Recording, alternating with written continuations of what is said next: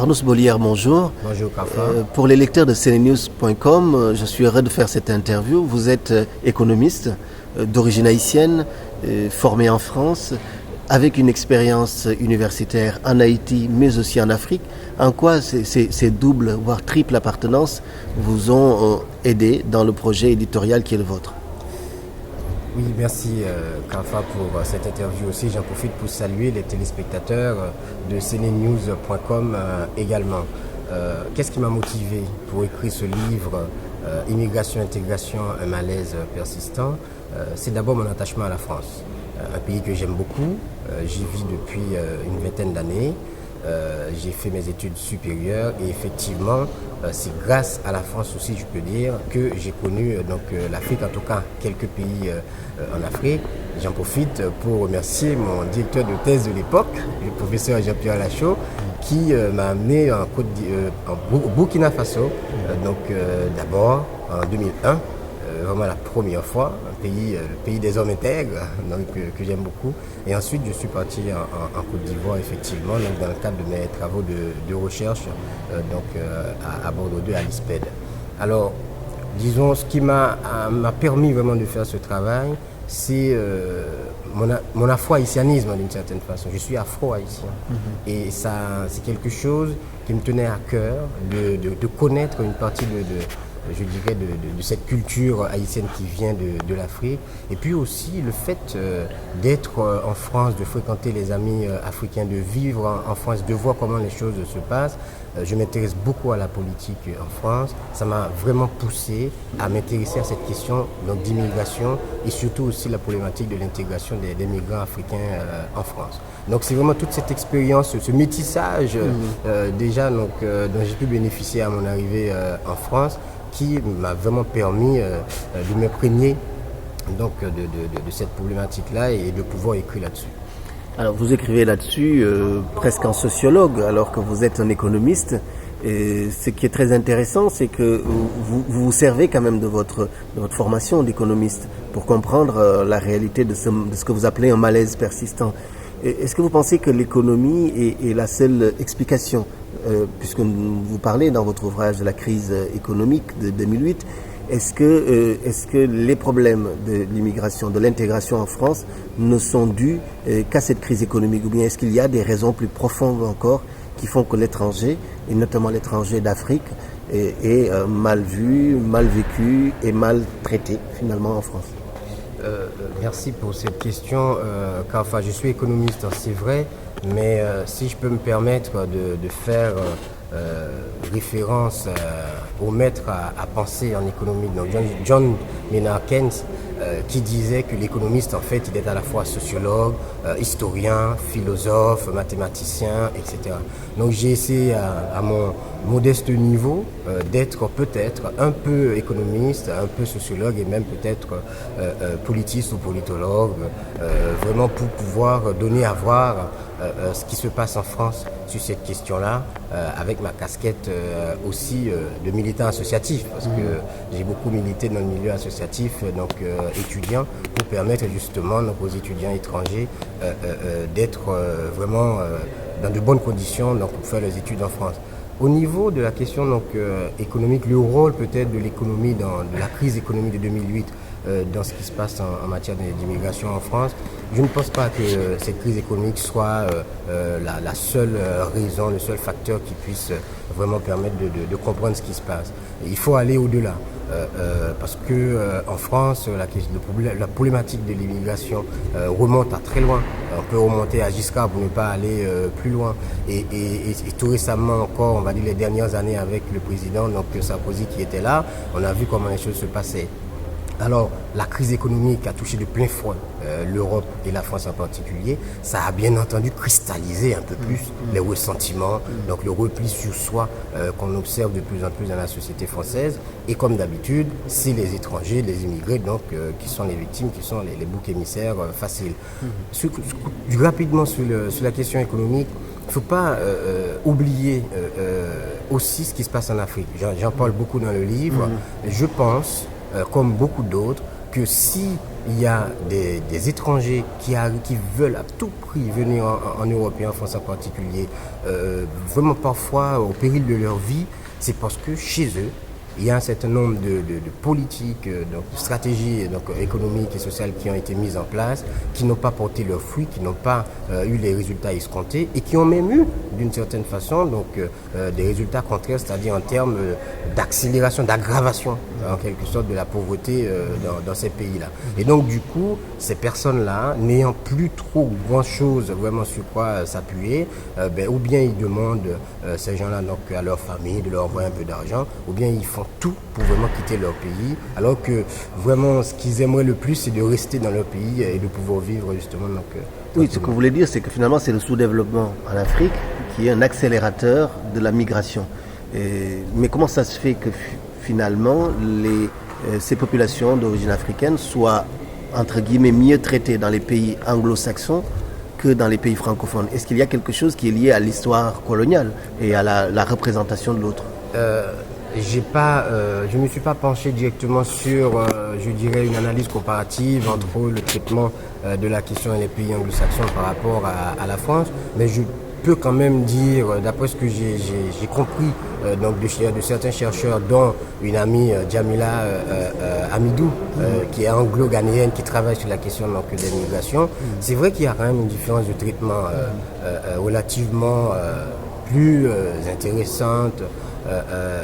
Dans les pays anglo-saxons, le traitement est beaucoup plus, est moins compliqué, c'est plus humain peut-être pour le Ghanéen, le Kenyan, le Nigérian qui se trouve par exemple dans un pays comme la Grande-Bretagne, même si en Grande-Bretagne depuis quelques mois, quelques années, ça quand même ça a beaucoup changé.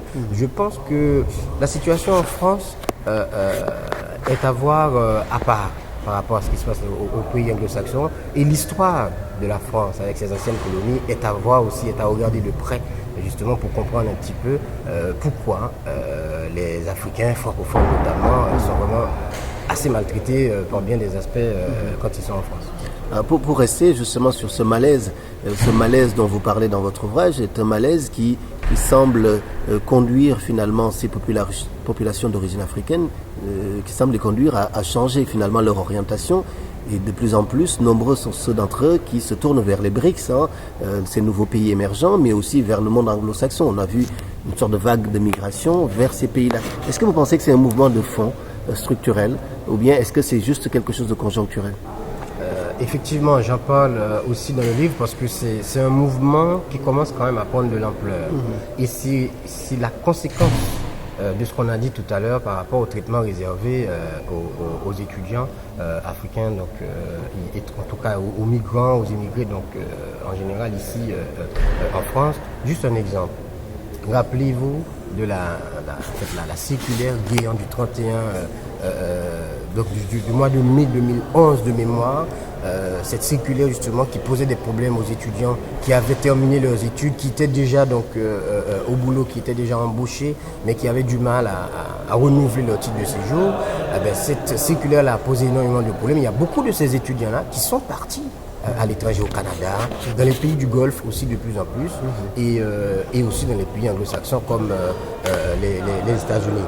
Je pense que cette circulaire qui a été annulée par l'actuel gouvernement en mai 2012, ça a été une très bonne chose, parce que ce mouvement qu'on observe chez les étudiants africains, on le voit aussi même chez les Français, ceux qui ne sont pas étrangers, qui sont des jeunes Français qui n'arrivent pas à trouver du boulot après leur formation ici en France, ils vont ailleurs, en Australie, au Canada et aussi en Asie, dans les pays donc, asiatiques où effectivement donc, ils sont mieux accueillis, peut-être mieux traités par rapport à leurs compétences, leur capacité donc, de faire certains nombre de choses. Donc je pense que ce n'est pas forcément un mouvement d'ampleur extraordinaire, mais ça commence petit à petit quand même, je dirais, à avancer. Si rien n'est fait, peut-être que ça prendra vraiment donc, beaucoup plus d'ampleur que ça et ça sera un mouvement de fond à ce moment-là. Est-ce que vous pensez que justement cette fuite finalement de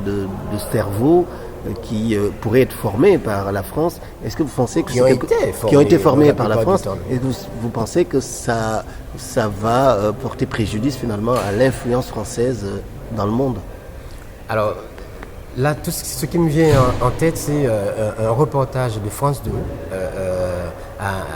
avec Maryse Birgo, je crois qu'elle s'appelle, cette journaliste, donc correspondante de France 2 aux États-Unis, mais qui est partie interviewer la ministre justement donc, de l'immigration canadienne, québécoise plus exactement.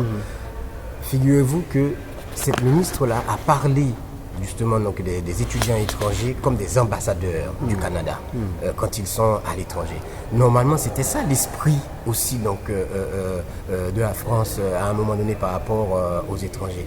Ceux qui sont passés par la France ont toujours aimé être des ambassadeurs donc de la France à l'étranger. Mais avec l'accueil qui leur est réservé depuis quelques années, le traitement justement donc qu'on leur réserve depuis quelques années, tout ça fait que de moins en moins, ceux qui sont passés par la France ont vite envie de repartir et de ne plus vouloir entendre parler justement donc, de relations avec la France. C'est dommage parce qu'effectivement, ils auraient pu être des représentants ou des points d'appui, des relais, donc des ambassadeurs donc, de la France à l'étranger. Votre livre dresse un état des lieux de ce malaise, mais c'est un livre ouvert sur l'avenir puisque vous parlez d'une Afrique qui vient, qui est un beau terme, mais également d'une Europe de demain. Et sur quelle base pensez-vous que les relations entre ces deux continents peuvent s'établir? Sur quelle base, sur quelle stratégie, une nouvelle stratégie? Oui, alors je parle de l'Afrique qui vient effectivement, et l'un des titres de chapitre donc, de l'ouvrage, c'est l'Afrique au secours de l'Europe de demain. En fait, on voit de plus en plus qu'on a d'un côté une Europe en crise, et une Afrique qui bouge énormément. Il y a pas mal de mutations, on dirait économiques, mais aussi sur le plan politique, ça bouge aussi dans le bon sens en Afrique. Et qu'est-ce qu'on observe en fait? C'est que des Européens, des Portugais pour les citer, commencent par exemple à repartir dans des pays, des anciennes colonies comme le Mozambique, l'Angola, ou même pour aller en Amérique du Sud, au Brésil. Donc je pense que il faut de nouvelles relations entre l'Europe et le continent africain. Il faut d'un côté que l'Europe cesse de voir l'Afrique comme une région dont il faut, où il faut s'intéresser seulement donc, aux ressources de ce pays-là, c'est-à-dire aux ressources naturelles, et puis après le reste on va aider un petit peu, mais d'aller au-delà. Et en Afrique, il faut que les dirigeants de ces pays africains, il faut que les acteurs économiques, politiques, la société civile fassent ce que Wangari Maathai, donc excusez-moi pour l'expliquer, pour mon accent, qui était vraiment une figure, qui reste une figure emblématique pour le continent, prix Nobel de la paix en 2004 de mémoire, qui a mis en place donc, le mouvement de la ceinture verte. Elle a dit en gros que c'est aux Africains en fait, de prendre en main le destin donc, justement donc, du continent, et comme ça les Européens, les autres seront des partenaires comme les autres, mais non pas des gens qui vont arriver justement donc, comme en terrain conquis d'une certaine façon. Donc je pense que c'est aux Africains de se faire respecter, et à ce moment-là, je pense que l'Afrique aura tout à fait sa place, parce que ça commence déjà donc, au niveau international, et l'Europe aussi devra, à mon avis, veiller à ce que l'Afrique soit un partenaire vraiment, je dirais, de choix, parce que face à ce qu'on observe depuis quelques années avec les BRICS dont vous avez parlé, l'Europe risque quand même de rater le coach si justement on continue à considérer les Africains comme des êtres inférieurs, si on continue à considérer l'Afrique comme un continent où il faut juste faire les affaires et puis après le reste, on s'en fout. Merci beaucoup, Arnaud. C'est moi qui vous remercie.